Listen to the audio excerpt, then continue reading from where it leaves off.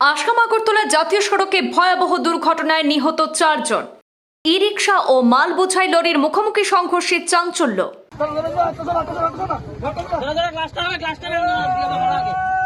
সংঘর্ষে ভেঙে যায় যাত্রীবাহী ই-রিকশা, পালিয়েছে চালক।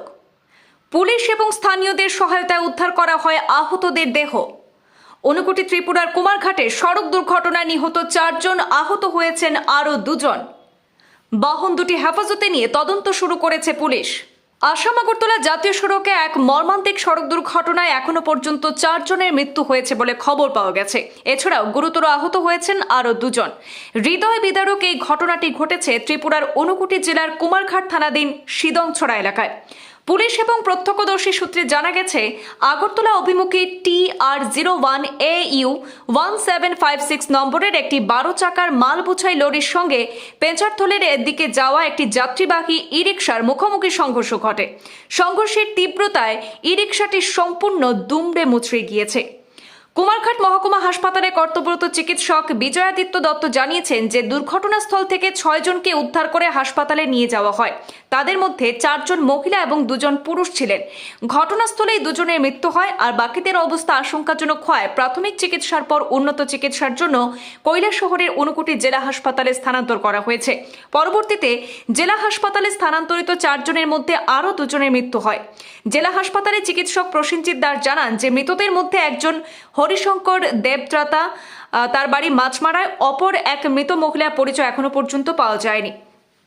এই দুর্ঘটনায় মৃতদের মধ্যে রয়েছেন চাকমা সম্প্রদায়ের এক মহিলা এবং বাবুল গোস্বামীও। আহতদের মধ্যে একজন মায়ারানী দেবনাথ বলেও জানা গেছে। এই ঘটনার খবর পেয়ে ঊনকোটি জেলা পুলিশ সুপার, অতিরিক্ত পুলিশ সুপার সহ কুমারঘাট থানার পুলিশ ঘটনাস্থলে পৌঁছান। দুর্ঘটনার পর লরির চালক স্থান ত্যাগ করে পালিয়ে যায়। পুলিশ ঘটনার তদন্ত শুরু করেছে এবং একটি মামলা রুজু করা হয়েছে। একসঙ্গে 4 জনের মৃত্যুতে গোটা এলাকায় শোকের ছায়া নেমে এসেছে। আজকে ঊনকোটি ডিস্ট্রিক্ট হসপিটালে 12:30 থেকে 1টার মধ্যে কুমারঘাট হাসপাতাল থেকে রেফার হয়ে 4 জন পেশেন্ট এসছে, যাদের হিস্ট্রি হচ্ছে গিয়ে সড়ক দুর্ঘটনা। এই সড়ক দুর্ঘটনাতে সিরিয়াস 4 জন পেশেন্ট এসছে। এর মধ্যে 4 জন পেশেন্টের মধ্যে 2 জন আমাদের হাসপাতালে আসার পরে আমরা ডেথ ডিক্লেয়ার করেছি এবং 2 জন হাসপাতালে ভর্তি আছে। আমাদের একজনকে বাকি 2 জনকেও রেফার করেছি।